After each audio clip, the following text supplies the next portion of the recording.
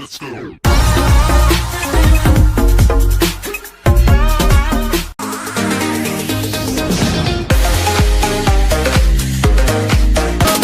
wanna hear you sing it. Hey, mama, don't stress your mind. We coming home.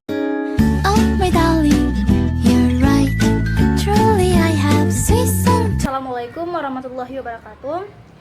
Perkenalkan, kami dari kelompok 5 membahas mengenai ragam kebutuhan khusus seperti belajar fisik dan perilaku. Jadi sebelum itu saya akan memperkenalkan anggota-anggota saya. Yang pertama, saya sendiri sebagai moderator dan penyaji, yaitu Ayu Fadila. Yang kedua ada Siti Nurjalila, ada Omar Yawaru, Nela Putri Zahra, dan Andini. Oke, selanjutnya saya akan bahas mengenai pengertian anak berkebutuhan khusus. Jadi, menurut Hallahan dan Kaufman pada tahun 1986, Hallman ini mengatakan bahwasanya anak berkebutuhan khusus itu dia itu dulu disebut sebagai anak luar biasa. Kenapa?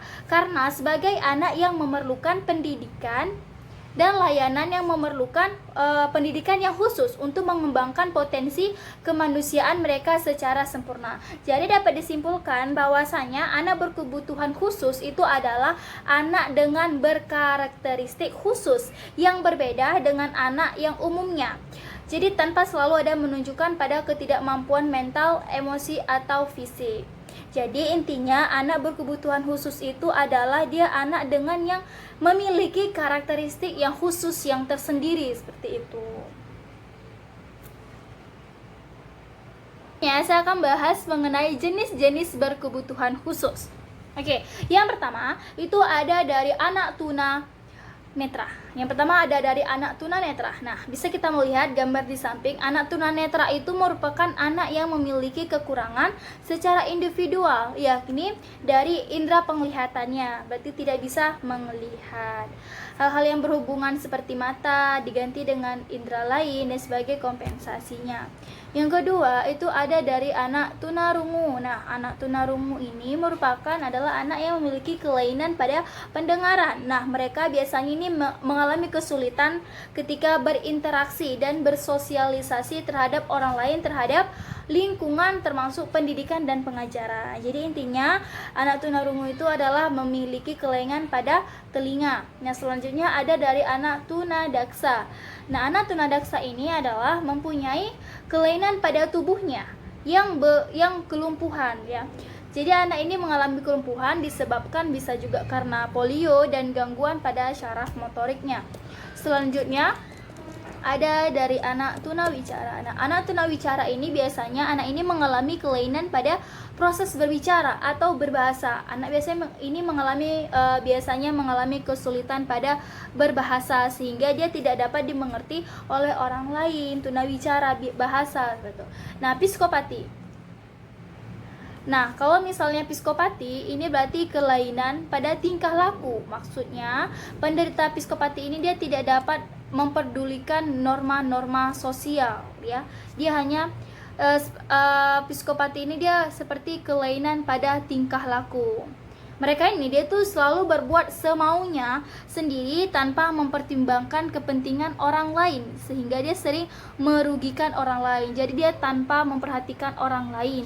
Nah, penderita psikopati ini dia ini tidak menyadari bahwa ada kelainan pada dirinya. Jadi dia tidak menyadari ada kelainan pada dirinya, itulah yang disebut dengan psikopati. Nah, selanjutnya ada pada kelainan emosi. Nah, pada kelainan emosi ini biasanya adalah anak ini mengalami pada gangguan yaitu tingkat emosinya. Hal ini itu berhubungan dengan masalah psikologisnya.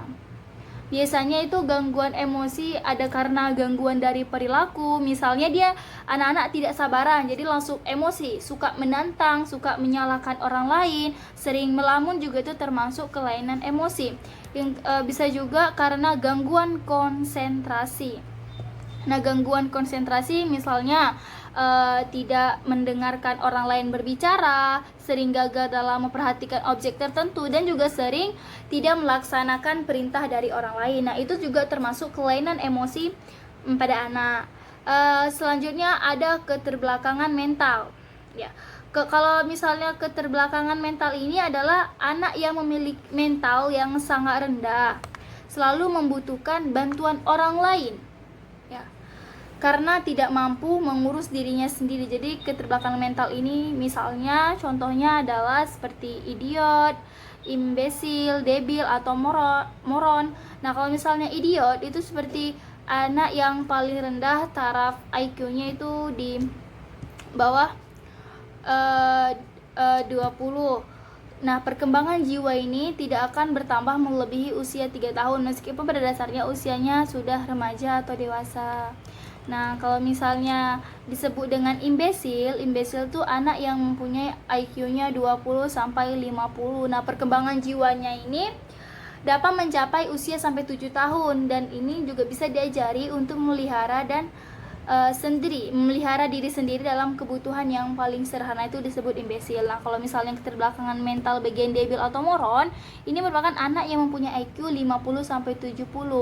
Ini tidak separah dua jenis yang tadi seperti idiot dan imbesil, tapi perkembangan jiwanya ini dapat mencapai hingga 10,5 tahun. Nah, orang debil ini dapat memenuhi kebutuhannya sendiri, itu yang dapat membedakan dengan idiot dan imbesil. Nah, selanjutnya ada kebutuhan khusus psikoneurosis. Nah, kalau psikoneurosis ini ya artinya maksudnya pada dasarnya adalah anak yang normal. Mereka hanya mengalami ketegangan pribadi yang terus-menerus. Selain itu, mereka tidak bisa mengatasi masalahnya sendiri sehingga ketegangan tersebut tidak kunjung reda. Jadi, anak psikoneurosis ini dia anak yang mengalami normal, tapi dia tidak mampu mengalami ketegangan pribadi sendiri, tidak bisa mengatasinya gitu.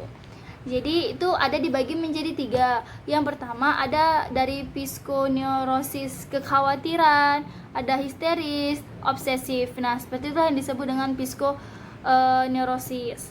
Jadi misalnya anak yang mempunyai rasa khawatir yang berlebihan dan tidak beralasan, itu juga bisa disebut dengan psikoneurosis. Terus bisa juga dia secara tidak sadar melumpuhkan salah satu anggota tubuhnya, sesungguhnya secara organisis dia tidak mengalami kelainan, tapi dia secara tidak sadar melumpuhkan anggota bagian tubuhnya. Itu juga bisa disebut dengan psikoneurosis bagian histeris. Nah, kalau misalnya psikoneurosis bagian obsesif, itu adalah anak yang memiliki pikiran-pikiran dan dorongan-dorongan yang secara terus-menerus, memiliki pikiran dia harus dorongan harus melakukan ini itu seperti itulah disebut dengan obsesif gitu. Baru yang terakhir ada dari psikosis. Nah, kalau psikosis ini disebut juga dengan kelainan kepribadian yang besar karena seluruh kepribadian orang bersangkutan terkena dan orang tersebut tidak dapat hidup dengan normal. My darling, you're right. Truly I have sweet song. Baiklah, saya di sini akan menjelaskan tentang sebab-sebab anak berkebutuhan khusus. Ada 3 faktor yang menyebabkan anak berkebutuhan khusus, yaitu peristiwa prenatal dan peristiwa natal.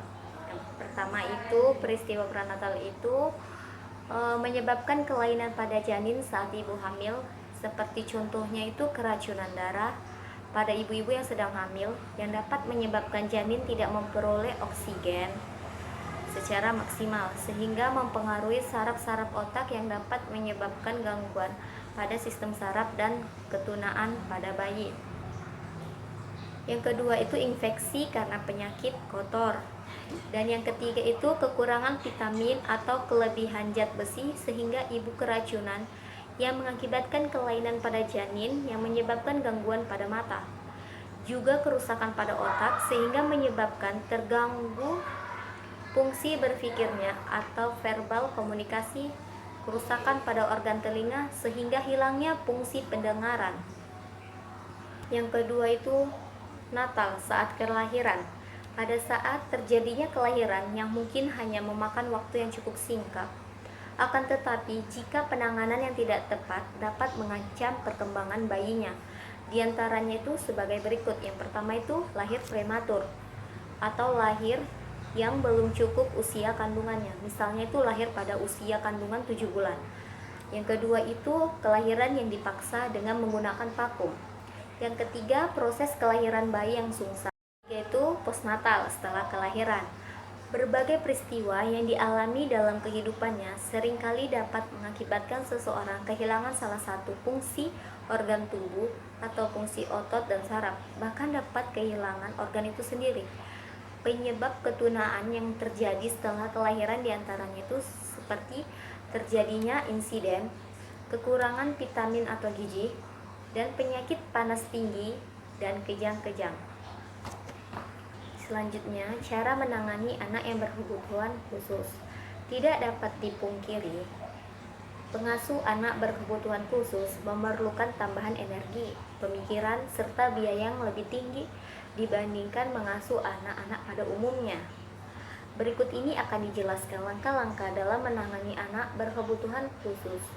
Di antaranya sebagai berikut. Yang pertama itu, orang tua harus lebih terbuka pemikirannya. Sebelum menangani anak, tentunya pihak orang tua itu sendiri haruslah lebih terbuka pemikirannya mengenai anak-anak yang berkebutuhan khusus ini. Sikap keterbukaan ini tentunya harus Anda tunjukkan dari rasa menerima segala kondisi anak Anda saat ini. Dari sikap keterbukaan inilah Anda bisa mencari usaha dan cara yang tepat untuk mendidik anak Anda. Tanamkan ke dalam diri Anda jika anak berkebutuhan khusus bukanlah aib yang harus ditutupi. Jika hal ini Anda lakukan, hanya akan memperparah kondisi anak Anda setelah ia beranjak dewasa. Dan yang kedua itu, lakukan pengawasan sedari dini. Anak-anak kebutuhan khusus tentunya membutuhkan pengawasan yang lebih dibandingkan anak-anak pada umumnya. Untuk itu, pentingnya pengawasan sedari dini terkait tumbuh kembang anak. Cara ini dilakukan agar orang tua dapat mengetahui setiap tahap perkembangan anak, sehingga nantinya bisa sedikit waspada bila terjadi pertumbuhan fisik dan mental yang tidak mengalami perubahan dalam waktu yang lama. Yang ketiga, berikan motivasi, perhatian, dan bimbingan. Anak yang memiliki kebutuhan khusus tentunya membutuhkan motivasi, perhatian, serta bimbingan yang lebih dibandingkan dengan anak-anak lainnya. Dengan perhatian dan motivasi yang besar dan intens, tentu membantu anak bisa berkembang menjadi lebih baik lagi. Tentu, butuh kesabaran yang ekstra bagi orang tua yang menangani anak-anak berkebutuhan khusus. Namun semua ini demi perkembangan anak yang lebih maksimal. Dan yang keempat itu, adaptasi dengan anak. Dibutuhkan adaptasi antara pengasuh, orang tua, serta anak-anak kebutuhan khusus sendiri. Jika adaptasi tersebut tidak berjalan dengan lancar, tentu segala cara yang dilakukan tidak akan membantu perkembangan anak. Ketika proses adaptasi bisa berjalan dengan baik, tentu membuat segala proses selanjutnya berjalan dengan mudah. Adaptasi yang baik tentu akan membantu Anda memahami kondisi serta potensi anak. Oh my darling, you're right. Truly I have sweet song. Selanjutnya, bagaimana seorang guru mengajar anak yang berkebutuhan khusus. Nah, cara praktis dalam pengajaran anak yang berkebutuhan khusus, seorang guru itu harus memuat informasi yang menunjang metode pengajaran guru. Bagaimana sih metode-metode untuk mengajar berkebutuhan khusus gitu kan. Nah, untuk itu guru harus mengikuti pelatihan, pastinya pelatihan pendidikan inklusif yang praktis dan komprehensif agar dapat memahami dan menerapkan lebih baik strategi yang digunakan dalam pendidikan inklusif. Nah, adapun cara-cara mengajar anak berkebutuhan khusus itu adalah seorang guru itu harus bersikap baik dan positif kepada anak-anak yang mengalami anak yang berkebutuhan khusus. Jadi guru itu harus bersikap positif gitu. Yang kedua, itu menggunakan setting kelas yang sesuai dengan anak berkebutuhan khusus, dia sukanya kemana gitu. Jadi dalam pembelajarannya itu dia lebih mengerti metodenya. Selanjutnya, menggunakan strategi dalam pengajaran yang efisien. Misalnya anak yang berkebutuhan khusus ini cocoknya metode bagaimana cara pembelajarannya, apakah dengan metode cara bernyanyi atau melihat video gitu. Jadi harus disesuaikan dengan anak yang berkebutuhan khusus. Selanjutnya, utama dukungan dari teman sebaya. Baru yang terakhir adalah dengan memberi penjelasan pada semua anak mengenai disabilitas. Seperti guru juga harus mampu menjelaskan sesuai dengan metode-metode dan strategi yang disesuaikan dengan anak yang berkebutuhan khusus. Oh my darling, you're right. Truly I have sweet. Baiklah, saya Siti Nurjalila akan menjelaskan tentang ragam kebutuhan khusus. Salah satunya yaitu belajar. Pada dasarnya setiap anak berpotensi mengalami masalah dalam belajarnya. Tetapi masalah ini ada yang bersifat ringan yang tidak memerlukan perhatian khusus, dan ada juga yang bersifat sangat berat sehingga memerlukan kebutuhan khusus. Seperti yang terjadi pada anak luar biasa atau yang berkebutuhan khusus. Anak yang berkebutuhan khusus ini memerlukan strategi dalam belajarnya. Dalam belajarnya sesuai dengan kebutuhannya masing-masing. Strategi pada anak yang berkebutuhan khusus ini terbagi menjadi dua, yaitu strategi temporer dan strategi permanen. Adapun permanen itu yaitu anak-anak yang mengalami tunanetra, tunarunggu, tunagrahita, tunadaksa, tunalaras, dan autis. Sedangkan temporer yaitu anak-anak yang berada di lapisan strata sosial ekonomi paling bawah, yang berada di perbatasan, anak-anak yang mengalami atau anak-anak yang jadi korban bencana, dan lain-lain. Adapun strategi dalam belajarnya itu terbagi menjadi strategi bagi anak tunanetra. Dia berdasarkan pihak pengolah pesannya, yaitu strateginya pembelajaran ekspositorik. Yang kedua berdasarkan pengaturan guru. Strateginya itu dengan seorang guru atau beregu. Yang ketiga itu berdasarkan jumlah siswanya. Strateginya itu klasikal, kelompok kecil, dan individual.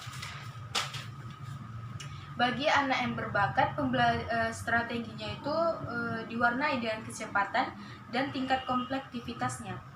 Yang kedua, mengembangkan kecerdasan emosional. Yang ketiga, berorientasi pada modifikasi proses, contoh, dan produk. Bagi anak yang tunagrahita, strategi pembelajarannya itu yang diindividualiskan dan kooperatif, modifikasi tingkah laku. Adapun bagi tunadaksa, strategi pembelajarannya yaitu model biogetik, model behavioral, model psikodinamika, dan model ekologis. Bagi anak yang kesulitan belajar, strateginya jika dia kesulitan belajar menulis, strateginya itu melalui remedial sesuai dengan tingkat kesalahannya. Dan jika dia kesulitan belajar menghitung, itu pun juga melalui remedial, tetapi yang sistematis sesuai dengan urutan tingkat konkret dan abstraknya. Adapun strategi bagi anak tunarunggu yaitu dengan deduktif, induktif, heuristik, individual, kooperatif, dan modifikasi perilaku. Sekian penjelasan dari saya. Terima kasih. Bagi anak yang kesulitan belajar, strateginya jika dia kesulitan belajar menulis, strateginya itu melalui remedial sesuai dengan tingkat kesalahannya. Dan jika dia kesulitan belajar menghitung, itu pun juga melalui remedial, tetapi yang sistematis sesuai dengan urutan tingkat konkret dan abstraknya. Adapun strategi bagi anak tunarunggu yaitu dengan deduktif, induktif, heuristik, individual, kooperatif, dan modifikasi perilaku. Oh my darling, you're right. Truly I have sweet song. Baiklah, materi selanjutnya adalah ragam kebutuhan khusus pada fisik. Kelainan fisik adalah kelainan yang terjadi pada satu atau lebih organ tubuh tertentu. Akibat kelainan tersebut timbul suatu keadaan di mana fungsi fisik tubuh itu tidak dapat berjalan dengan normal. Dalam percakapan sehari-hari, anak dengan kelainan pendengaran diidentikan dengan sebut istilah tuli. Hal ini dapat diakui kebenarannya karena tuna pendengaran dapat mengurangi kemampuannya memahami percakapan lewat pemanfaatan fungsi pendengarannya.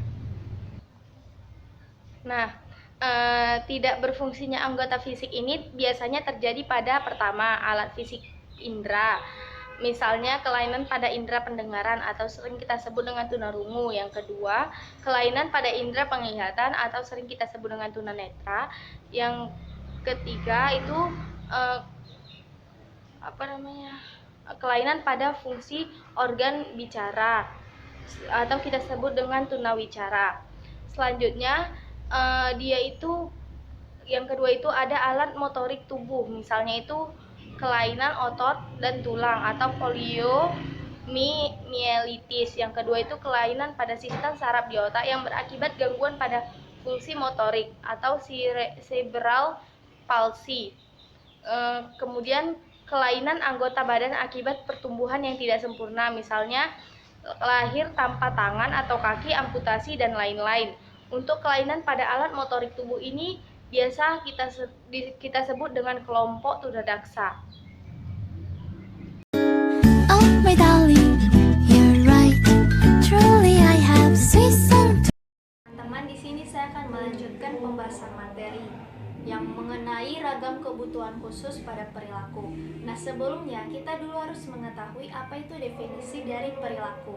Perilaku ini merupakan salah satu yang melekat pada diri manusia. Respons terhadap stimulus, segala tindakan yang dilakukan, berbagai gerakan yang ada dalam diri kita, baik yang disengaja maupun yang tidak disengaja.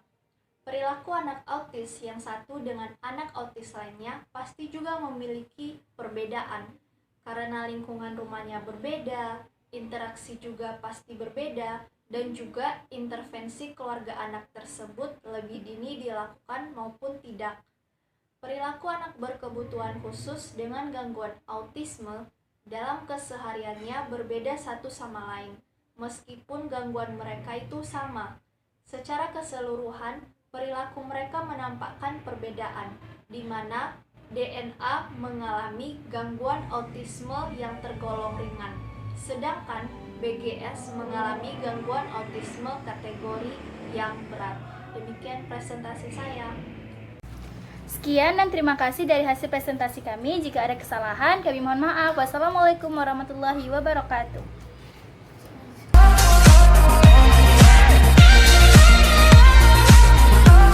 Can we be friends?